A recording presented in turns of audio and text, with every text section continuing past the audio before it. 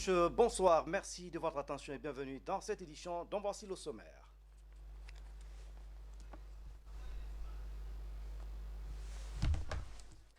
De nouvelles plantations de palmiers et d'EVA, l'expérimentation. Une action de la SOGIPA qui vise à couvrir le pays, la société manque des points. L'opération d'enrôlement pour la délivrance des passeports biométriques se poursuit en France. Après Paris, les demandeurs de passeports doivent se rendre à Lyon.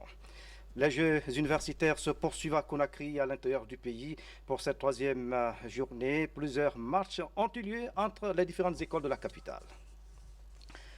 Conakry, 23 mai 2016. Bonsoir, merci de votre attention. Le président de la République, professeur Alpha Condé, a reçu ce lundi l'ambassadeur du Royaume des Pays-Bas. Les entretiens ont porté sur les possibilités à offrir aux investisseurs hollandais dans les secteurs de l'énergie, de l'agro-industrie et des mines. Voici le compte-rendu signé de Mohamed Amin Souba. C'est au tour des opérateurs économiques hollandais de vouloir venir en grande pompe investir en Guinée sous l'impulsion de la gouvernance Alpha Condé. Les entretiens de ce lundi entre le président de la République et l'ambassadeur du Royaume des Pays-Bas ont porté sur les perspectives de nouer de solides relations de coopération économique entre le secteur privé hollandais et le secteur privé guinéen. Nous avons parlé des programmes que nous, en tant que Pays-Bas, ont disponibles pour soutenir du secteur d'énergie, le secteur de l'eau, le secteur agriculture, agro-industrie, mais aussi, par exemple, le secteur maritime. Et maintenant, nous sommes ici avec une mission économique des Pays-Bas qui consiste de 15 entreprises et de 15 organisations, parmi aussi des ONG qui sont actives dans la coopération au développement. Il y a quelques organisations gouvernementales qui sont responsables pour le management des programmes qui soutiennent le développement du secteur privé en Guinée. Introduit par le ministre d'État en charge des investissements et du partenariat public-privé, Dr Ibrahima Kassori Fofana, le diplomate hollandais et sa suite ont été marqués par la chaleur et la fraternité que leur a témoigné le président de la République. Tard le soir, des hommes d'affaires de la multinationale Cardoz Financial International Group Holding sont venus expliquer au professeur Alpha Condé des activités minières en termes de prospection qu'il mène sur le terrain en Guinée, dans les préfectures de Tougué et de Kirouane. Nous avons des permis miniers, donc nous voulons expliquer un peu ce qui a été fait, ce que nous voulons faire, ce que nous devons faire, et voir ensemble comment est-ce que le gouvernement peut nous aider à aller de l'avant dans ça. Nous sommes dans la bauxite et dans le fer. Voilà, la coopération guinéo-hollandaise se renforce donc davantage. En témoigne la présence à Conakry d'une mission économique des Pays-Bas que vous voyez en image. Pendant 2 jours, les entrepreneurs néerlandais et guinéens vont échanger dans le domaine des infrastructures, de l'énergie et des mines. C'est une initiative du gouvernement guinéen à travers l'Agence pour la promotion des investissements privés en Guinée. L'autre temps fort de cette édition, la Banque africaine de développement s'engage à appuyer l'État guinéen. La BAD compte financer les travaux de construction de plusieurs infrastructures, notamment FOMI, un engagement qui vient conforter le programme Électricité pour tous du chef de l'État, professeur Alpha Condé. Un commentaire signé de Sanassi Keita. Satisfait de sa visite de travail en Guinée, le président de la BAD, Banque africaine de développement, rassure. Je suis impressionné par ce que Monsieur le Président fait ici au niveau de... il a électrifié le Conakry avec le grand projet de Caleta qui était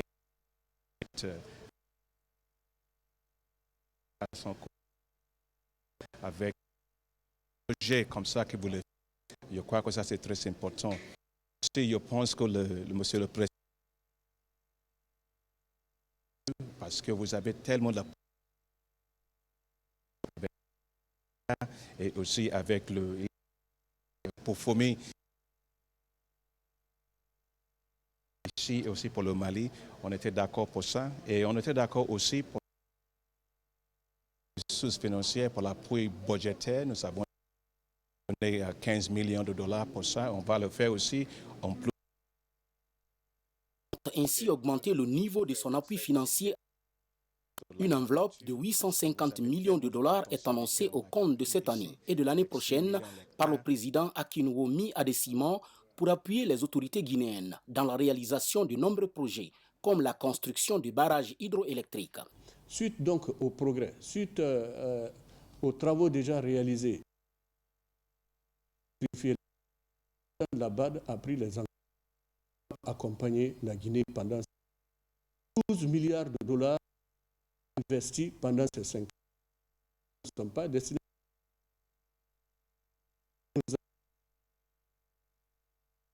à que le président de la République, avec le leadership qui la COP21 et la conférence des chefs d'État et de gouvernement de l'Union africaine, où ses pairs l'ont nommé leader de l'électrification en Afrique à travers les énergies nouvelles et renouvelables, suite à la construction du barrage.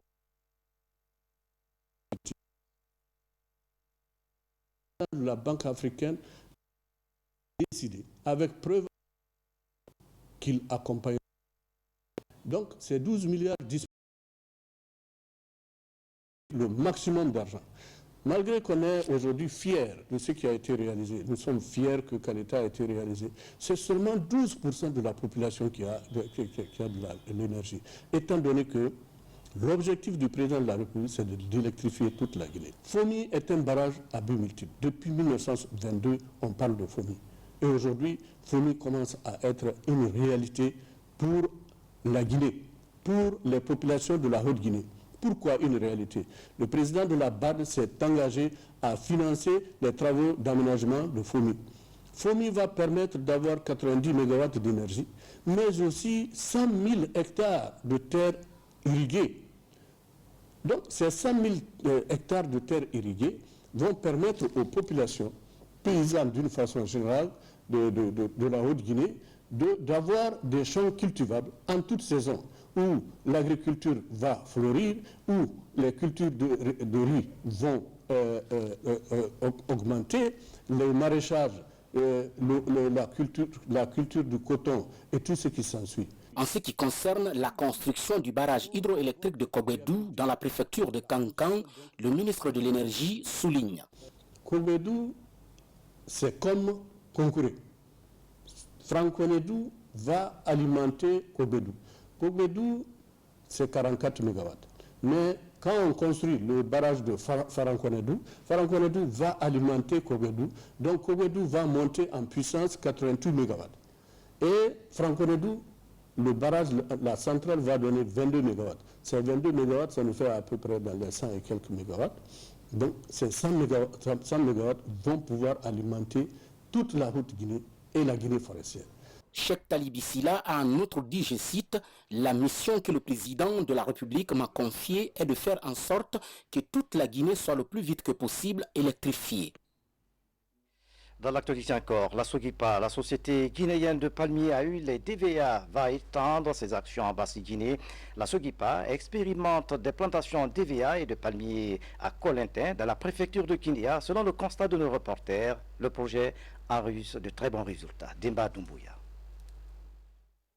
Sur le site de l'ancien projet agricole de Colintin mis à sa disposition par l'État, la SOGIPA a entamé l'expérimentation de la palmiculture et de l'éviaculture à Yoko dans la sous-préfecture de Colintin, préfecture de Kindia. La plantation dans laquelle nous nous trouvons actuellement a été réalisée en 2008.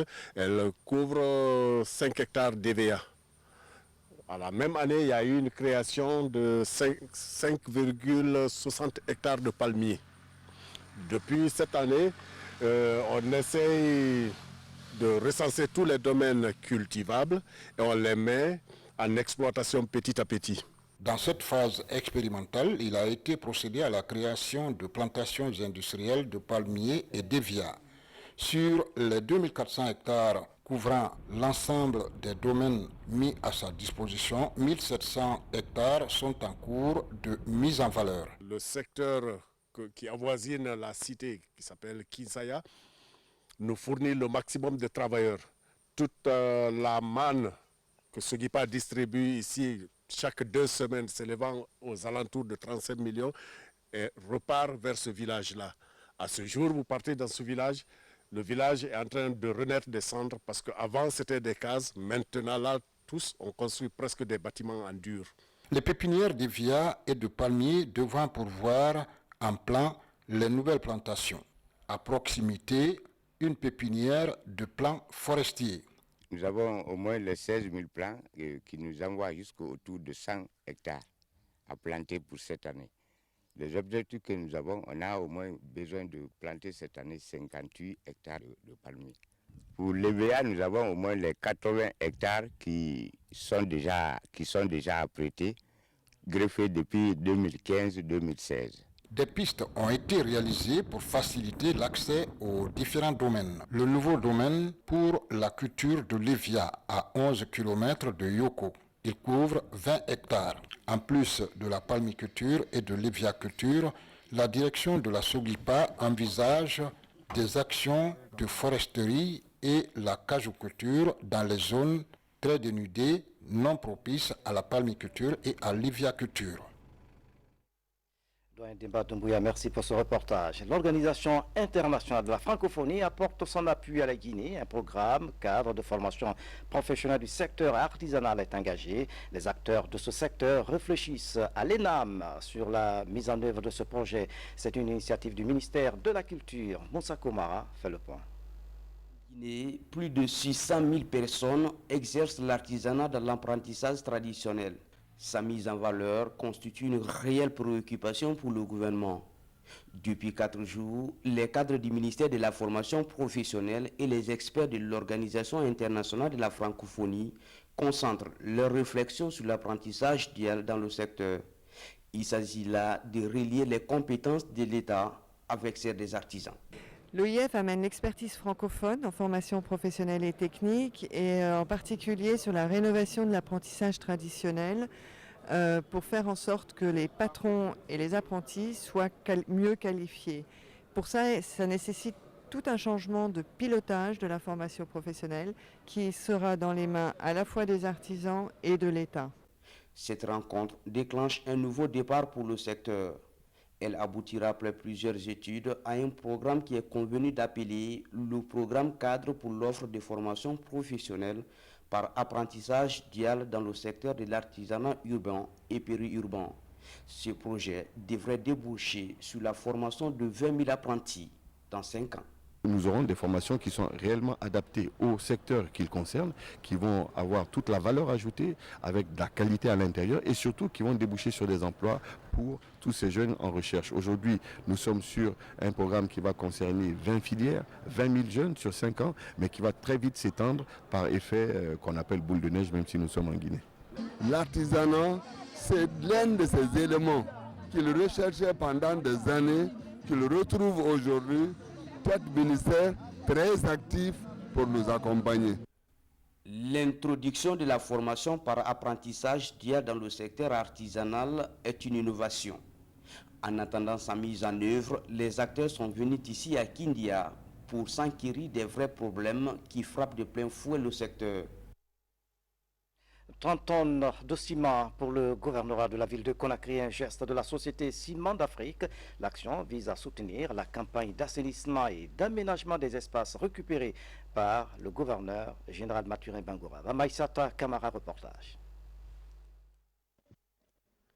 L'aménagement des espaces publics est l'un des défis que se lance le nouveau gouverneur de Conakry. Pour matérialiser sa vision, le général Mathurin Bangoura bénéficie du soutien du gouvernement et de certains opérateurs économiques. Ce matin, la société Ciment de l'Afrique est venue présenter au président du conseil de ville ce don de 30 tonnes de ciment. Les actions salvatrices comme celle-là doivent être toujours accompagnées et tant qu'on pourra, on le fera. Le chantier d'aménagement des espaces publics est vaste. Pour arriver à bout, le gouverneur de Conakry compte sur la solidarité grandissante. C'est donc la société CIMAF a fait au gouvernorat, comme vous l'avez déjà constaté, c'est pour non seulement dans le cadre de l'assainissement, Et qui parle de l'assainissement parle de salubrité. Qui parle de salubrité parle de la santé. Ce donc nous permettra de faire les boutiques pour les vendeurs du marché Nyangema. C'est ce qu'on est en train de faire. Parce qu'on a pu dégager les femmes sur le tronçon, la bande Tombo-Nyangema. C'est ces femmes-là qu'on a installées déjà dans le grand hangar qui a été dégagé. Donc nous avons besoin des moyens, que ce soit des subventions de l'État, que ce soit les dons que les gens nous font. C'est en cela, en plus maintenant de l'implication de tous les citoyens de la ville de Conakry, on pourra assainir quand même la ville. Sur le terrain, la politique d'aménagement est en route. En témoignent les travaux de construction de ce nouveau marché de la gare dans la commune de Kaloum. Suite à l'opération de déguerpissement des marchés, les étalages de ces femmes vont bientôt quitter le sol nu au profit d'un espace aménagé et salubre. L'autre image de l'actualité nationale, le dialogue et la protection sociale. La question est en débat au Conseil économique et social. Un atelier se tient dans ce sens. Plus de 80 cadres participent à cette formation de 3 jours. La démarche vise à renforcer les capacités des conseillers. Yaya Silla suit les travaux. Renforcer les capacités des membres du Conseil économique et social sur le dialogue social et la protection sociale est le but de cet atelier de 3 jours ici à Conakry. Il vise à consolider le socle de protection sociale dans l'agenda du CES. Ces membres seront préparés à la formulation des stratégies visant à établir des systèmes nationaux de sécurité sociale et favoriser les échanges d'informations. La tenue de cette formation s'inscrit dans la dynamique de la déclaration issue de la conférence internationale tenue les 20 et 21 novembre 2014 à Séoul, en Corée du Sud, sur le rôle des conseils économiques et sociaux et institutions similaires et du dialogue social dans la mise en œuvre d'un socle de protection sociale pour tous.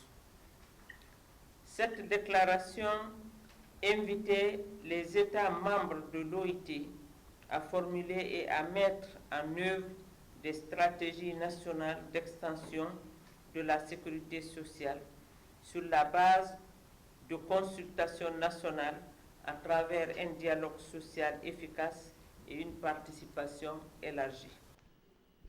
L'Organisation internationale du travail, l'OIT, et l'Association internationale des conseils économiques et sociaux, dans un partenariat de travail, apportent leur appui et expertise au CES de Guinée en vue de se doter des meilleurs outils de travail. Le Bureau international du travail s'engage. Nous nous engageons à poursuivre notre accompagnement à la Guinée dans le renforcement de son mécanisme de protection sociale par le dialogue social. Je me félicite de la coopération très fructueuse depuis plusieurs années et je le répète, je suis convaincu que Conakry marquera une nouvelle étape remarquable dans ce long cheminement. Le gouvernement guinéen, à travers le ministère de l'Enseignement technique et de la formation professionnelle, se réjouit de l'initiative du CES à redynamiser ses activités. J'exprime au nom de mon ministre le vœu que le présent atelier puisse permettre de doter les membres du Conseil économique et social des connaissances nécessaires leur permettant de participer activement à la mise en œuvre et au suivi des socles de protection sociale. Les travaux de cet atelier s'articulent autour du dialogue social, tripartisme et négociation collective, socle de la protection sociale. En France, l'opération d'enrôlement de nos compatriotes pour l'obtention des passeports se poursuit. L'opération devrait durer 20 jours, vous le savez, mais au regard du nombre de personnes à enrôler, le ministère de la Sécurité a prolongé le séjour des missionnaires pour permettre aux ressortissants guinéens d'obtenir leurs documents de voyage. Les précisions de Tiernos Madialou.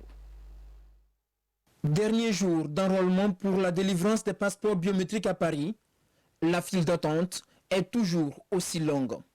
Mais pour eux, l'espoir n'est pas fini. L'équipe d'enrôlement va se rendre à Lyon et à Nantes pour poursuivre le travail. 2 villes ne figurant pas dans le programme de départ. La mission a été prévue pour une vingtaine de jours. Nous avons obtenu que la durée soit prolongée de 20 jours. C'est comme ça qu'on va délocaliser pour nos compatriotes qui sont en Rhône-Alpes, Isère et Suisse pour Lyon. et toute la région ouest et nord à Nantes. Donc on a obtenu ça grâce à la compréhension des autorités, mais aussi pour permettre à ce nombre, parce que vous savez ici, les passeports sont indispensables pour la prolongation des cartes de séjour. Pour la réinscription, il en est de même. Avec l'engouement observé à Paris ces 20 derniers jours, une question se pose. Ne serait-il pas mieux d'installer une équipe chargée de la délivrance des passeports à Paris? Il faut trouver un moyen que chaque ambassade, en tout cas chaque ambassade où il y a beaucoup de nos concitoyens, qu'il y ait une machine en permanence. Et c'est possible. Si je prends le cas de la France, je peux vous le dire, si je prends le cas de la France, on peut obtenir de l'imprimerie nationale française une machine ici. Mais je ne veux pas gérer ça. J'aimerais qu'il y ait un commissaire de police qui vienne, qui soit responsable de tous les documents. Vous êtes résident ici, vous savez qu'une des difficultés que nous avons, c'est de combattre les faux documents. Les faussaires travaillent partout et ça a créé un des problèmes, c'est-à-dire l'état civil par exemple, qui est la première étape pour l'enrôlement pour les passeports, avait des difficultés parce que 80% à peu près des jugements supplétifs étaient faux. Après l'enrôlement, c'est à Conakry que se fera l'impression des passeports. L'ONG Les Petits Anges de Guinée vole au secours des orphelins à Tamita et à Bofa-Centre. Elle a offert un don. L'ONG Les Petits Anges de Guinée s'engage également à prendre en charge 2 orphelins admis à l'internat des Sœurs de Saint-Joseph de Cluny. Marie-Angélique Bangoura signe ce reportage. Une dizaine de cartons de jouets, d'habits et de matériel didactique sont destinés à ces tout petits de Tamita, sous-préfecture de Bofa. C'est un don de l'ONG Les Petits Anges de Guinée. Un geste qui réjouit les bénéficiaires. À travers ce geste, la bonne dame sèche les larmes des orphelins. Nous lui disons merci pour tout ce qu'il fait pour les enfants de son pays. À côté de ce geste, la directrice de l'ONG assure aussi la prise en charge éducative des orphelins à travers les bourses. Djuldé est l'une des bénéficiaires. Elle est admise à l'internat des Sœurs de Saint-Joseph de Cluny de Bofa. Pour s'habituer, il a fallu au moins 3 mois pour qu'elle puisse apprendre à parler. Aujourd'hui, Djuldé, elle est meilleure dans sa classe. Si une fille est instruite, c'est le pays qui gagne, c'est tout le monde qui gagne. J'ai inscrit 2 orphelines. Il y a une qui est là, Adama Djuldé, depuis 1 an, qui a commencé l'école à 10 ans. Et voilà, je suis très très fière parce qu'aujourd'hui elle parle couramment français. Alors ça me pousse à continuer ce que je fais. Avec ce geste, l'ONG Les Petits Anges de Guinée élargit ses actions à ceux de l'intérieur du pays. À travers cette ONG, l'éducation de 2 orphelines est désormais assurée. Djuldé et Dinab Touré pourront facilement développer leurs capacités intellectuelles et bénéficier de l'encadrement des Sœurs de Saint-Joseph de Cluny de Bofa. Encouragé. La 8e édition des 72 heures du livre a eu du succès cette année. Plusieurs cérémonies de dédicaces ont eu lieu à la maison d'édition Harmattan Guinée. C'est le cas de notre confrère Fassili de Mara qui nous amène à découvrir la vie de son père, Jamba Mara. Voici le récit de nos reporters Fatimatou Diallo, Yamboma Kabar. Nombreux sont les écrivains guinéens qui ont pris part à la 8e édition du Salon du Livre. Pour la réussite du projet Conakry, capitale mondiale du livre, les auteurs se font remarquer à travers des publications. Parmi eux, Fassili de Mara, journaliste écrivain. Il fait écho de son œuvre intitulée « Le Caïman sais-tu pour de bon ». Cet ouvrage de 171 pages rend hommage à Jamba Mara, père de l'auteur. Un livre qui relate les hauts faits d'armes de Jamba le Caïman. Il fut un grand homme, doué de plusieurs valeurs qu'il a su promouvoir autour de lui. Et puis il avait des pouvoirs mystiques aussi, ce n'est un secret pour personne. Donc quand vous lisez le livre, vous voyez le côté mystique là. Ses relations avec les serpents, les abeilles, avec les oiseaux, sa capacité à prédire avec plus ou moins d'exactitude l'avenir. la protection des cadres. Donc tout ce qu'il a eu sur le plan mystique, il ne l'a pas utilisé pour détruire, il l'a utilisé pour construire. Comme lui, Mohamed Ali Thiam, magistrat écrivain, étale deux collections aux lecteurs, l'expérience parlementaire guinéenne et la Cour des comptes issue de la Constitution de la République de Guinée. Des livres destinés aux institutions républicaines et auxiliaires de justice. Les deux livres qui, lorsque vous les lisez, vous trouvez qu'ils sont très liés.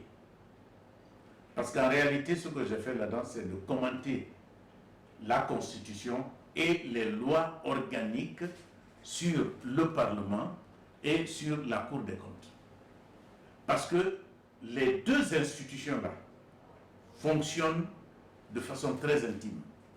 En réalité, la Cour des comptes est l'un des instruments par lesquels l'Assemblée nationale contrôle l'effectivité contrôle l'action gouvernementale et l'effectivité de l'exécution des lois de finances.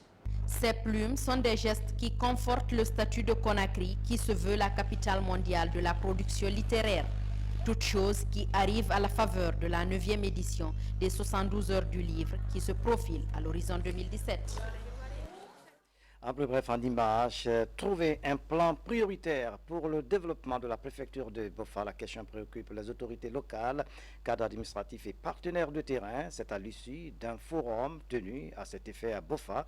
Les participants entendent élaborer des projets bancables pour cette préfecture. Je vous le disais en titre, les Jeux universitaires se poursuivent à Conakry, à l'intérieur du pays, pour la 3e journée de cette compétition en série filles et garçons. L'Institut des Arts du Guinée a affronté son homologue de géomine de Bokeh. À Conakry, Université Kofi Annan a joué contre Mahatma Gandhi. Résultat, un but partout. Le résumé de ces rencontres avec Yara Yalou. Au compte de cette 3e journée des Jeux universitaires, l'équipe de l'Institut des mines et de la géologie de Bokeh, en déplacement à Dubrika, s'est inclinée sur le score de 1 but à 0 face à son homologue de l'Institut des Arts de Guinée. À domicile, l'université Juris Nyerere de Kankan a battu son adversaire de l'ISAB de Farana, 1 but à 0 en série garçons et 2 buts à 0 en série filles. À Mamou, l'équipe de Ténico a concédé un nul, soit 1 but partout face à l'ISIC de Kuntia chez les garçons, tandis que les filles se sont imposées sur le score de 1 but à 0. Voilà, je crois qu'on a essayé de jouer en première période. On menait bien le jeu et en seconde période, je crois, on a commis quelques erreurs qui nous ont coûté très fatales. Et ça, on a encaissé et c'est le groupe qui a perdu ensemble, oui. Bon, c'est une satisfaction parce qu'il faut voir le premier match. Ça n'a pas été facile. Un début de match qu'on a perdu, donc ça pourrait nous démoraliser. Mais tel n'a pas été le cas. L'équipe tout entière est solide. Donc nous y croyons jusqu'à la fin. Ces Jeux universitaires vont permettre la relance du sport dans les différentes institutions d'enseignement supérieur de notre pays. Nous nous sommes rendus compte que partout où nous parlons du regroupement des jeunes, il faudrait créer les conditions de leur épanouissement. Et les conditions de cet épanouissement passent obligatoirement par l'exercice des activités physiques, mais aussi les animations culturelles. Au mois de septembre prochain, d'autres disciplines comme le volleyball, l'athlétisme et le cyclisme seront intégrées. Les demi-finales sont prévues à Conakry. Avec la cérémonie de prière que vient d'organiser l'érudit de Kankan et l'âge Suleiman Sidibé dans son village natal à Yassoumana. De nombreux fidèles musulmans ont prié pour la paix et la cohésion sociale. Nous y reviendrons. C'est la fin de cette édition. À tous, merci de nous avoir suivis. Excellente soirée où que vous soyez dans le monde. À demain.